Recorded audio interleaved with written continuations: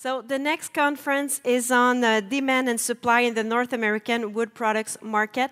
Again, for those of you who watch this presentation live online, feel free to send your questions. If you're in the room and you use the app on your cell phone, of course, you can use it for questions and comments. I can relay to the speaker on stage. So our keynote for this conference is Dustin Jalbert. I like your family name is French. So do you have roots here in the... Yes, some Quebecois in the family, for sure. Awesome. Yeah. And we can hear the Quebecois accent. We love it. I can't lose that, even though I live in Boston, so yeah. Okay, so right from Boston, and it's not your first time here in Montreal at the conference, Dustin Jalbert leads the lumber analysis on Fastmarkets' RISI wood products team. He's responsible for the monthly lumber commentary and the North American lumber forecast, along with special client studies and consulting engagement. As a business economist, Dustin has spent nearly a decade covering the global forest products industry. So we're happy to have you with us today, and the floor is all yours. Please welcome Dustin Jalbert. Thank you. Well, thank you for the kind introduction, Corinna. It's a real pleasure to be here and talk about a real tough act to follow here. Wow, just a fantastic presentation from Benjamin. Really, the great thing is a lot of the themes he talked about on the macroeconomic side, fortunately, feeds into a lot of our view on wood products demand in the coming months and years ahead. So in some ways, he's kind of made my job a little bit easier to talk through our Fastmarkets outlook. So my goal today is to really, again, convey kind of where we've been in the wood products industry the last, let's call it, year or two. We've obviously had tremendous volatility from a demand and pricing perspective. Talk through that, but also look forward. Try to sort of talk about some of the trends that we're seeing in the market. What's going to drive the demand side? Do we have sufficient supply on the, the structural panel and the dimensional lumber side to meet that demand? And then talk about a little bit about pricing, where things could be going here. So obviously, our job as business economists and forecasters, it's never been tougher to do this job, given all the cross currents in terms of what we see in the demand of the general economy, but also in our industry specifically, all the supply chain chaos. So I am always, I try to be very humble when we deliver the forecast piece, but hopefully we can at least give you some of the key underlying trends that you need to be thinking about in the industry in the months and years ahead. So let's talk about the pricing environment that we've seen in the market the last few years. Obviously, we've just had a tremendous amount of volatility in the pricing environment, whether you're talking dimensional lumber, structural panels, across the board. When you look at the random lengths framing lumber composite prices you see here in the purple line, we've had a pretty substantial correction back to, say, what I would call sort of pre-pandemic levels, right? We're knocking a little above 400 per thousand on the latest sort of composite from Random Lengths in the weekly report. But again, we've had a very full correction after just unprecedented volatility in the industry, right? But when you kind of look across some of the other products, we've had a little bit of divergence in trends, right? So when we look at, for example, the structural panel composite price, a lot of the same volatility that we see on the dimensional lumber side, right? But you can see since, say, 2023, we've been on a little bit more of an upward path here.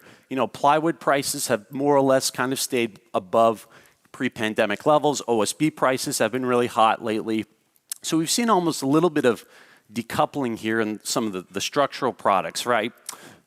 When we look at non-structural panels, not quite as much volatility, right? Obviously just a different market structure here, a little bit of a smaller spot market, a little more of a concentrated market.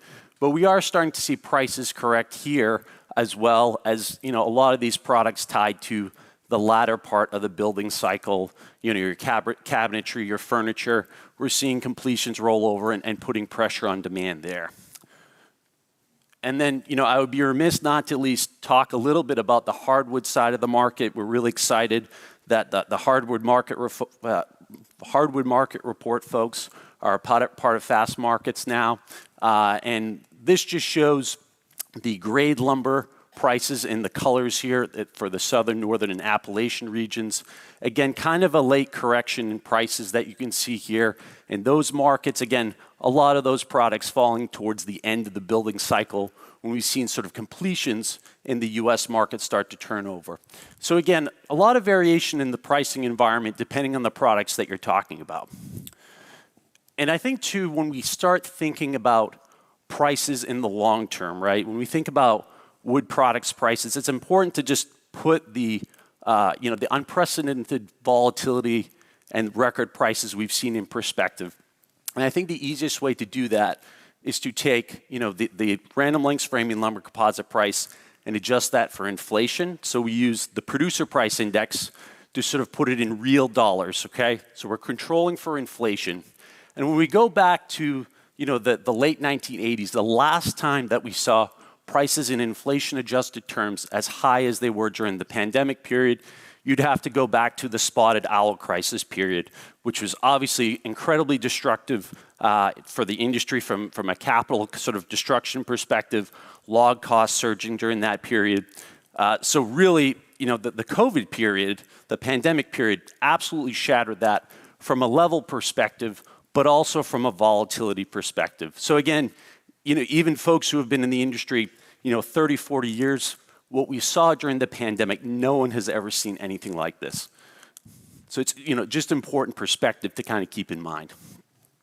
So obviously it's been a very painful correction period, the last year or two from a pricing and demand perspective. But I think there's some good news ahead. And if you kind of wanted to boil down our forecast into one statement, we think when all is said and done, the wood products sort of market will have seen demand bottom out in 2023 and will be propelled higher by both cyclical and structural factors in the housing market. And so what do I mean by cyclical and structural factors? I think you can kind of boil this down into three pieces. First, ties to the macroeconomy, which Benjamin really did a fantastic job covering some of the underlying sort of drivers of the US economy in particular. We're pretty optimistic job growth can be sustained for a variety of reasons. If people have jobs, they're probably still going to keep buying homes and renovating their homes, things like that. We're also optimistic that the inflation situation is starting to cool. Not to say that it's, I think there's still a bumpy path ahead, but as inflation cools, the Fed will be able to be less hawkish, and that should, drive long-term interest rates down over the next 12 to 24 months. So that'll at least provide some incremental mortgage rate relief in what's obviously a very challenging affordability environment. And then finally, the Fed has the ammo to fight a slowdown given where the Fed funds rate is at right now. You talk about the credit-sensitive side of the market, housing, automobiles. 500 basis points to work with is a tremendous amount of firepower for the Fed. So we're optimistic that the economy is going to avoid a recession and keep chugging along in the US. Demographics, this is, the first piece, macroeconomy, tied more to the cyclical side of things. When we look at demographics, this is more the structural side of things, right? We've heard, the demographic sort of changes that are ongoing here with millennials in their kind of prime home buying years. We've been, we know that this sort of bulge of demand is going to continue into the end of the decade. So that is going to sort of underpin sort of housing demand for the years ahead. And we are definitely underbuilt. There's a lot of sort of numbers that you see thrown out there a lot. We think that, as a conservative number, we're probably underbuilt by around 2 million homes in the US. So again, this is a sort of a structural driver of demand for the years ahead. And then finally, the repair and remodeling piece. This is really just an important part of the market that we need to kind of keep in mind. There's obviously some big swings in demand in this space, sort of driven by the pandemic sort of boom and bust that we've seen, especially in the DIY portion of the market. But a lot of that is starting to subside now. And now we're at a point where we can sort of ride some of the good long-term fundamentals that we see in that side of the market. And so in a few slides, I'll talk more about the repair and remodeling piece in particular.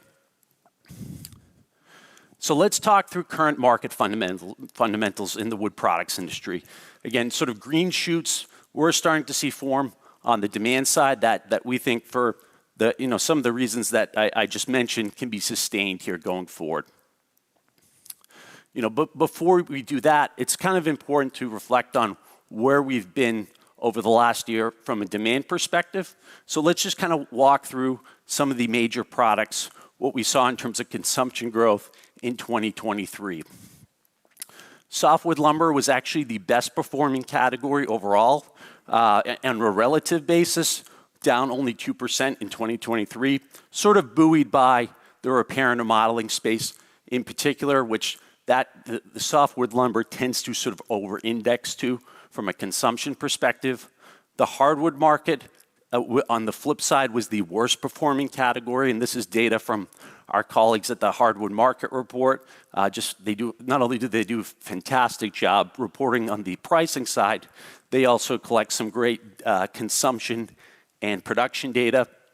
So that's down by about 14%, so the lowest ever recorded on record. And then the OSB and plywood market down by about 6%, really tied with the performance that we saw on the single-family side of the market in particular. Again, those products tend to tie more to the new construction side of the market. Particle board and MDF down double digits, again, largely tied to the performance on the furniture side of the market in the US. And then finally, I-joist and LVL as a category, consumption down about 10%, again, largely tied to the performance in the new construction side, but also some substitution pressures into sort of wide dimension lumber, open web systems, things like that I think are pressuring that category as well. So it's important to kind of keep in mind, we obviously spend a lot of time talking about the residential construction market as a driver of total wood products consumption. And I think it's important to just put some data to that at times. Based on our estimates, we think that roughly 70 to 80% of wood products consumption goes to the residential category. And of course, it varies by product type. And you can see, again, softwood lumber maybe over-indexing more to the repair and remodeling side, but new construction being a bigger factor for the engineered wood products in particular. So let's just spend a few minutes talking about the construction side and how things are doing there. Let's start with housing starts. Again, I think everyone probably follows the new construction data pretty closely here. And we know that we've been on a pretty good recovery looking at the single family side, sort of over 1.1 million starts as of the latest housing report. Off the lows, that's sort of the recent lows of about 800 to 850,000 single family starts. And really just kind of riding along with the performance in the new home sales side of the market, which really has been sort of reinvigorated by efforts by home builders providing incentives, even as we saw sort of a major spike in interest rates in late 2022 and early 2023. So that has helped sort of stave off some of the affordability challenges that have come with higher interest rates. So again, we've seen new home sales pick back up.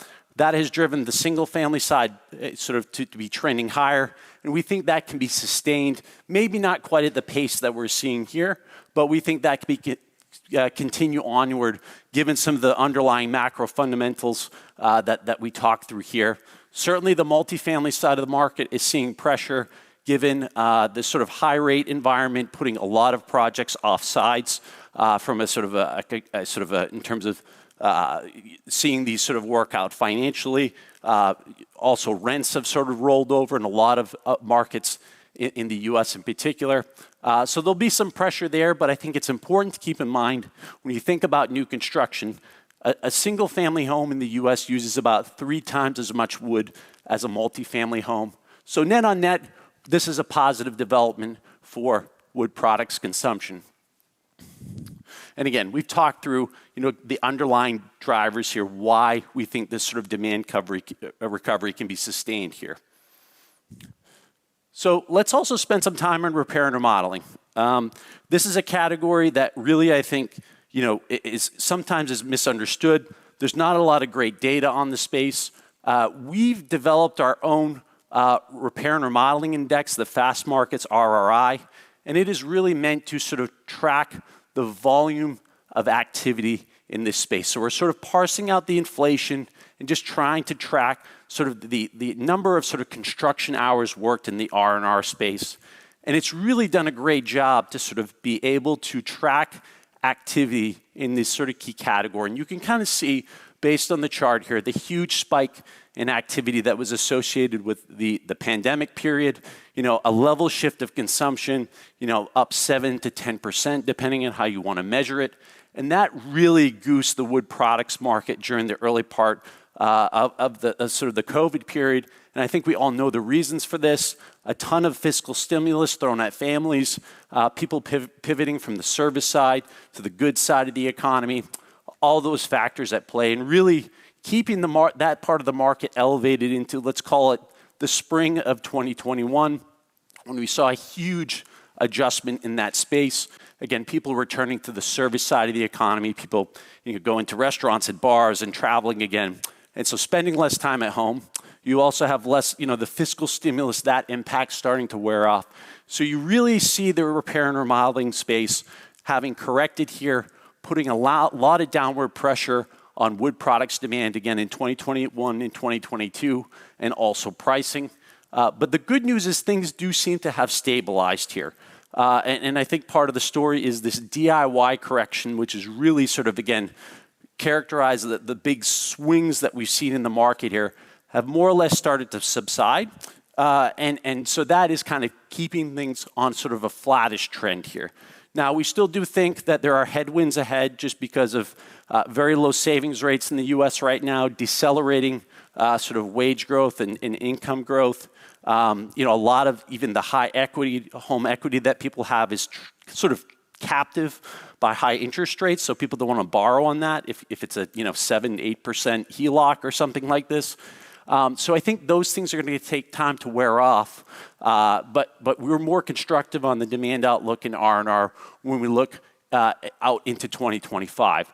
So, and there's good long-term fundamentals when you think about work from home. Again, the amount of nested equity people have in their homes, once those interest rates come down, they'll be able to tap that to sort of work on those projects.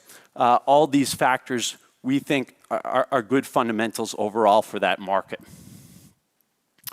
And so really what we're seeing now is we're seeing actual wood consumption start to pick up. So all else equal, when we look at single family starts up, multifamily down, R&R flat.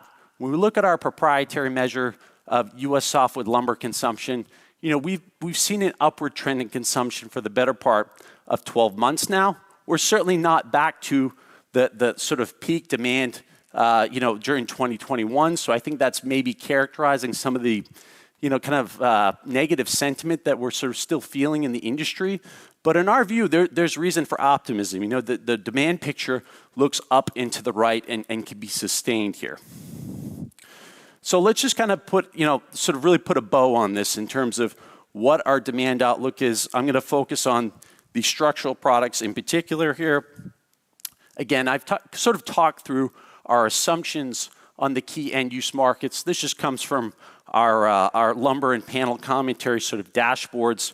So you can see our assumptions here again, sort of flattish housing starts, but re-accelerating into 2025. Similar story for repair and remodeling.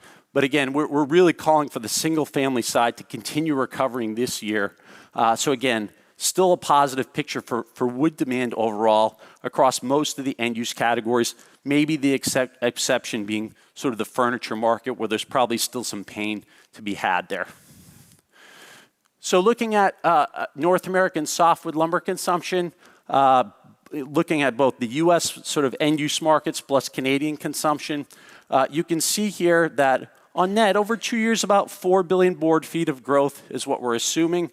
If you want to put that in percentage terms, 7% growth or 3 to 4% growth annually. So this is a pretty good, sort of demand profile. We feel we're in a recovery mode here, and again, it can be sustained. Certainly, we're nothing like we were in terms of consumption back in 2005. But we think by 2025, we'll probably see consumption more or less sort of above 2021 and 2022 levels. And then when we look at the structural panel market, it's a very similar story, probably a little bit more fast growing. We're talking about 3.5 billion square feet of growth. So that's, more like 10% growth over 2 years. Again, the sort of faster pace of growth compared to dimensional lumber, more tied to the fact that, again, OSB and plywood, particularly OSB, more tied to the faster growing single family segment than, say, the repair and remodeling side. So I think that the last thing that's really important to kind of keep in mind too is, we show a lot of this sort of national data, but at your local market level, there's a lot of variation that happens in terms of the not only the mix of end-use consumption, so whether a market is more repair and remodeling oriented or new construction oriented, but also just the size of those markets, changing sort of population demographics. So this is feedback we get from a lot of folks who use our data. So we've really started to lean into making more, sort of doing more analysis at the metropolitan level. And you can see here, this just looks at the top 45 to 50 metro areas by market and looks at, the size of consumption in that market for residential construction. This is for dimensional lumber specifically. And then the end-use breakdowns. And you can really kind of see that there's a lot of different narratives that are happening at different local levels. I'm just looking at my Boston home market here. We think that's roughly, 0.6 billion board feet from a market size. But if you just looked at the permits data, you would probably think that maybe that's just a much smaller market. But when you sort of factor in the repair and remodeling piece, it's just as big as a market like Charlotte. And the repair and remodeling piece in Boston is probably just as big as the Houston market, right? So these are just things to be thinking about. If you're a user of our data, you're going to see more of this in sort of your lumber and panel commentaries in the weeks and months ahead. But again, housing is always a local story, and that's the same thing for the wood product side from a demand perspective too. Okay, so I spent a lot of time here on the demand side. Let's talk supply. Oh, okay, hold up here. Yeah, so let's talk on the supply side. We have an upward trending growth here. Do we have the capacity to sort of meet those demand levels? So let's kind of reflect on the fact that we've lost. Oh, okay, the time lapse. Can you guys run the video there? It's not going off the clicker.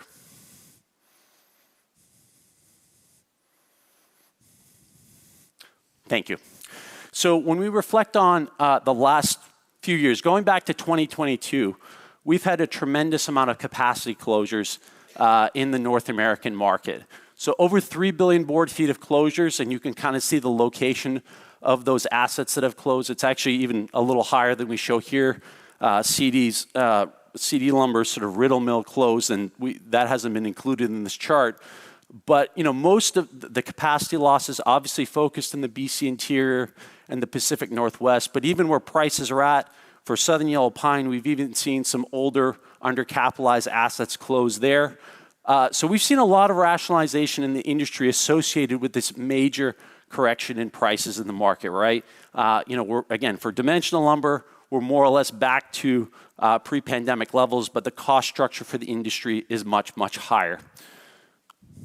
And obviously, sort of, the elephant in the room is what is going on in the BC industry.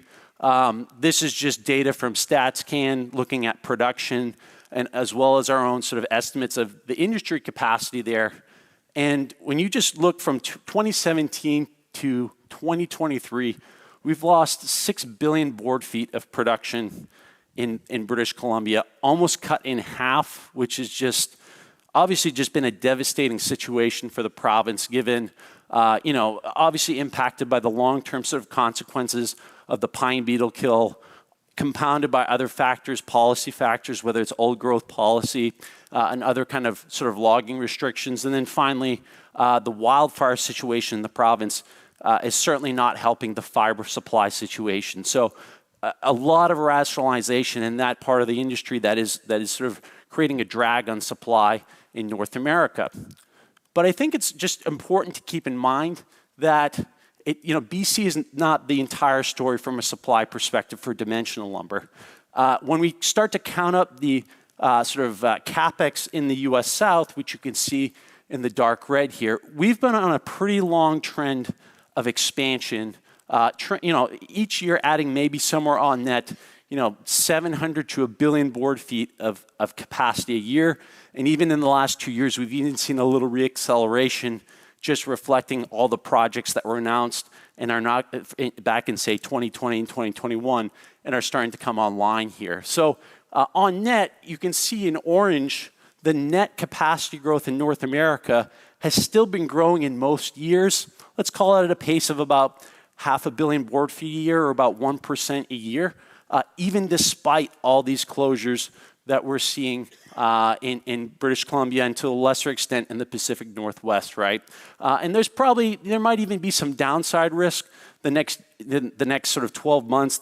We really are on a good pace of closures here. We've already seen over 1 billion board feet of announcements just in 2024. So there's maybe some downside risk, but even still, the capacity base continues to grow in North America for softwood lumber. And really, the story here really does come down to the fact that the South really has a much different sort of situation from a fiber availability perspective. When you look at what that translates into average variable cost of production, the South is probably knocking around $300 per thousand board feet. There's a ton of variation around that number, a lot on the higher end, a lot on the lower end. But that's, in general, it's a lower cost part of the industry based on our estimates. When you compare it to the West Coast or the BC interior, you're talking about mills that are at their variable cost break-evens in the $400 to $450 per thousand range. So anytime you see dimension lumber prices drop this low, we are going to continue to see rationalization in the industry. And that is really just a reflection of the pain and also the disparity in sort of capex that you're seeing in the South relative to the rest of North America. And again, the South, when you just look at production over time, just continues to take more and more share of the market. Even if you go before this time lapse, when you go back to 1970, the South, in terms of its share of consumption in the U.S., probably accounted somewhere between 20 to 25% of the U.S. market. It's now over 40% of consumption, and going by the end of the decade, we're probably talking about half of U.S. consumption is coming from Southern Yellow Pine. And really, you're seeing more and more end users adopt this material in building construction, mainly because it's sort of the last game in town for incremental sort of fiber availability. And so you're seeing it in component manufacturing, truss manufacturing. Obviously, fits into the treated market well. So industrial applications are seeing more and more usage. So really, this is where you're seeing the supply growth to fill the void in the North American market. We're also obviously seeing a ton of growth in offshore imports, particularly European supply. This has also kind of taken the edge off of some of those capacity closures that we've seen in BC and the Pacific Northwest. We do think it's going to level off a little bit here, but to be quite honest, with the sort of the downturn we've seen in demand, we thought we'd see a bigger drop off in imports this year and into next year. But it does seem European suppliers are really pivoting volumes to the North American market, making sort of longer term commitments as suppliers. And that is also kind of keeping a lid maybe on the pricing side. Again, this material finds its way mainly in sort of the mid-Atlantic markets, the Gulf Coast markets. It's sort of very concentrated in those markets, so it has this sort of displacement effect in those regions, whether you're talking about Southern Yellow Pine or other species that compete in those markets. So this is an important development that is helping augment the supply side here too. I've spent most of my time on dimensional lumber, but I think, there's not a ton going on in terms of capacity investment on the plywood side, but we do have a lot of sort of OSB capacity coming online the next few years here. So I do want to spend a minute on this. After a few years of very little sort of incremental capacity growth, we're talking about 1 billion square feet of supply added the next 3 years. This is interesting because obviously we've seen a pretty hot OSB market right now. And certainly part of that just reflects the fact that the demand side continues to look better, especially in the new construction market. But we do think that there's going to be, again, some supply headwinds here, or headwinds in terms of the sort of the pricing appreciation we're seeing in the market. So that's just kind of an interesting development here. And, we even have sort of an upstart greenfield mill, or I guess it's a brownfield mill up in Jay, Maine. That's not up here. That's probably going to come beyond the scope of the time horizon here. But there's certainly supply coming into the OSB market the next 3 years that's important to kind of keep in mind. Okay, so we've kind of talked through the macro, our demand outlook, which again, we're pretty constructive on. We think we're going to continue to see solid growth. The supply side will have its challenges, but both in dimensional lumber and in structural panels, we are seeing supply growth as well. So how does that kind of factor in net? Where do we see things going? And one thing we often get questions on too, are we going to see the type of price volatility that we saw back in 2020 through 2022? Can that be replicated again in the near term? And I think the short answer here is probably not, barring some other major global supply shock like we saw with the pandemic. And I think just to illustrate this, I think it's easy to talk through sort of the relationship we usually see between prices and mill margins and sort of the market tightness in the market, or mill operating rates, or what we call the demand to capacity ratio. So, on the horizontal axis, that's the demand to capacity ratio, or proxy for mill operating rates. And on the y-axis is our proxy for mill margins. So it's just the price divided by the variable cost. And to no surprise, there's an upward relationship, right? So as the market tightens, prices go up, margins go up, okay? And there's always sort of variation around that number. You have these supply shocks that can goose sort of margins in a period. And you can see that, as an example here in 2017 and 2018, where you see kind of some outliers. But when you extend the sample out to say, 2022 and beyond, or excuse me, 2020 and beyond, you can see that we just had a massive decoupling of that relationship between the mill operating rate and those mill margins. And again, sort of the COVID crisis period here. So this was just an unusual circumstance driven by this massive negative supply shock that we saw during the pandemic, global in nature, affecting basically all aspects of the supply chain. And then, of course, sort of the positive demand shock, which was temporary, but enough to kind of create this surge pricing environment. But now that we're kind of beyond the pandemic period, we've seen that more normalized relationship between mill margins and mill operating rates. So we are kind of back to the older paradigm. So I think, I see, the kind of the rotten fruit sort of catapult being armed by some of the sawmill guys in the back here that, maybe we're not as optimistic on a big price boost in the near term, at least not to those levels, $1,000 wood, for example. The fundamentals do still point to the fact that there is probably going to be upward pricing pressure here in the months and years ahead. So when you look at the operating rate, the purple line here, we're at very, very low levels. But when you look at demand growth versus capacity, the next few years, there is kind of a speed limit that we can grow supply here. So the market is going to incrementally tighten. So again, we are constructive on the dimensional price outlook over the next couple years here. The other factor really too to consider is not only are the demand fundamentals improving, but policy factors are probably going to drive lumber prices higher in the form of duties on Canadian softwood lumber. The latest Department of Commerce announcement based on the 5th annual review is going to push the combined average anti-dumping and countervailing duty levels up to almost 14% from currently 8%. So that is going to be a drag on Canadian mills. And we suspect there's a chance that there'll be, maybe even a chance from the sixth annual review that there'll be even more, potential upward pressure on duty levels for those Canadian operators.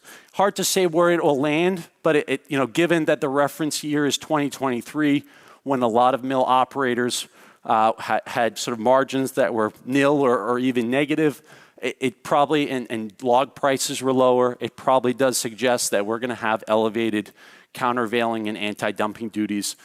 So there's cost pressures ahead for the Canadian industry, unless we have some sort of resolution with the U.S. coalition in the months ahead here. So that's a big question for the market. Just really quickly on the structural panel side, kind of similar trend to what we're seeing in lumber, but not quite as much sort of an outpacing of demand versus supply, particularly in 2024. So again, it's interesting because structural panel prices are running pretty hot right now, but just kind of the fundamentals looking at industry operating rates, we do think that there's substantial supply coming into the market here.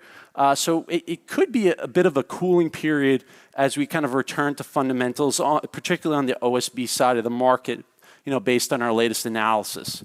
So you can kind of see this reflected in our price outlook. Again, the structural panel and the random lengths frame and lumber composite price. You can see where we're currently at. Again, good upward trend on dimension lumber prices, probably appreciating at a pace, we think something like 5 to 10% a year. Meanwhile, structural panels, we do think maybe loses some steam here, kind of a correction, maybe closer to fundamentals, especially as a lot of this OSB capacity comes online. So that really covers kind of my talk here and kind of presenting our view at Fastmarkets. This is just our take-home points again.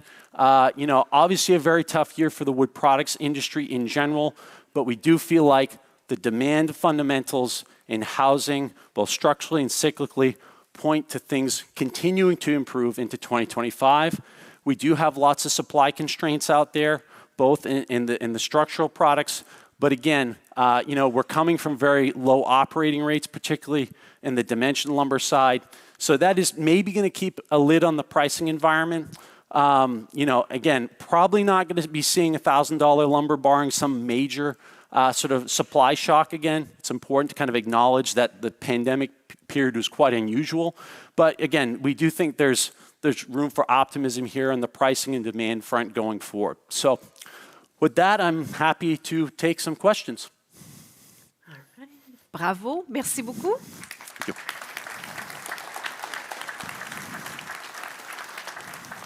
So where's the flying mic in the room at the moment? Not sure where it is. Is it in the middle over there? The flying mic, the blue flying mic. Oui, René l'a trouvé. Super. So anyone has a first question for Dustin? Oh, all right. We have a question right here. Oh, you got it. Okay. Hi, Tom Casey, Centurion Lumber. My question revolves around the skilled labor, or lack thereof, in the U.S. And at what point will that impact and flatline or create a glass ceiling in terms of housing starts? Yeah.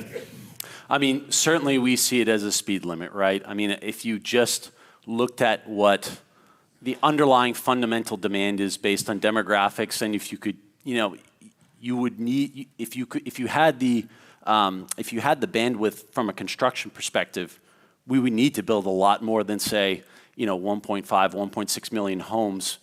But again, you think about the labor, especially framing is a very labor-intensive activity, right? This is not there's obviously a lot of movement in terms of component manufacturing and offsite, but it's kind of incremental on the margin to improving productivity. So in the end, you need skilled labor to sort of build these, to build the homes we need.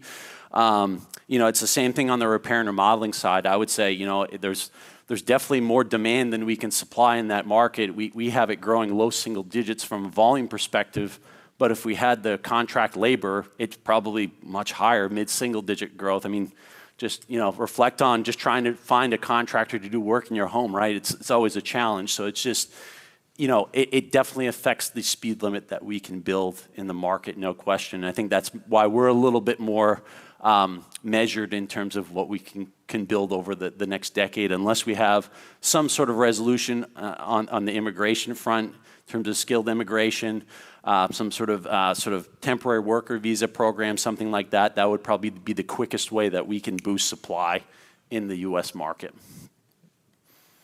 Thank you for the question. There are none on the web, so that's why. Oh, over there? Okay. Maybe. Watch your heads. Ooh. Ooh. Awesome. Oh. Mike Logelin, Viking Forest Products. So I guess, you know, I'm seeing every week I see on Twitter, X, whatever you want to call it, you know, office buildings going around the country from San Francisco, Minneapolis, out east, wherever, and they're going for about 20% of what they sold at 5-6 years ago. What do you think? I mean, do you think there'll be a turn to switch those into apartment buildings if people buy them cheap enough? What's your kind of thought on that? Yeah, I mean, I think it's a good question, Mike. You know, I think those conversions, it really does vary a lot by the building. You hear in some cases where it is convertible, right? But in a lot of cases, right, you just think about an office building, right? How deep you have to go to utilize the space, and all of a sudden, you know, you don't have kind of windows where the plumbing goes, you know, kind of centralized. It's very, very expensive to do those conversions. I think you are seeing them done, and I think, but it's just, it seems like it's just on a building by building, asset by asset basis. You know, it does feel like one thing we wonder about a lot, you know, some of these municipalities, right, there's obviously a tremendous amount of tax pressure from, you know, some of these commercial businesses sort of leaving. You do wonder if some of these municipalities that have the budget, you know, try to pair up with some of these developers and say, okay, well, you know, we'll give you a ton of tax incentives to just make the math work. Again, that just ends up being on a municipal by municipal basis, right? So you'll see some of that, no doubt, because again, if the asset price goes low enough, the market figures it out. But I think in a lot of cases, there's just kind of, in a lot of cases, the banks who kind of are, you know, who own basically the debt are just not letting these mark to market, right? They're just kind of kicking the can. So it's a complex piece. There's probably some of that going to happen, but we don't think it's going to be, you know, what solves sort of the housing deficit that we have in the country for sure. So. All right, who's next? You're ready, huh? Is there one here? I got a question for you. I meant to ask, my name is Matt McManus. I'm with a carrier in the United States. But one thing I wanted to ask Benjamin earlier, and I'll ask you as well, is what impact the election's going to have in the United States on everything you guys are talking about today. I knew I was going to get that one at some point, right? It's always, you know, it's election year. You know, honestly, and I guess you're going to feel like this is, you know, me punting on this. We really do kind of feel like the economy generally kind of grows the way it's going to grow regardless who's in office. Now, don't get me wrong, policy does matter, especially when you're talking housing. You know, you think about zoning, you think about things like that. But a lot of the things that would matter from a policy perspective really happen at the state and municipal level. You know, so even if you have, you know, a switch in sort of the executive branch, just a lot of the things that would have, you know, that could potentially sort of unleash supply, say, you know, in the housing space, you know, I'm not sure that there would be really much that would change again unless something happens at the municipal level. You know, I think Benjamin again did a great job explaining the fundamentals of the U.S. economy. We are in this productivity boom right now. It looks like there's a pretty good chance inflation will continue to cool. You know, you have huge fiscal deficits that the U.S. federal government is incurring, but that is goosing demand. I mean, if those things roughly stay in place, right, it's probably going to be hard for either president to kind of knock the economy off the growth pace that we're at. So again, hopefully you don't feel that's me punting on it, but really that's, you know, genuinely kind of how we see it. So that's a good question we all had. Thank you for. We had an intervention here at the front, please. Can we throw the mic? Oui, est-ce qu'on peut envoyer le micro jusqu'à l'avant, s'il vous plaît? Oh, there it is. Merci. Oh, heads up. Got it. Thank you. So I'm a producer of OSB and MDF in Ireland. On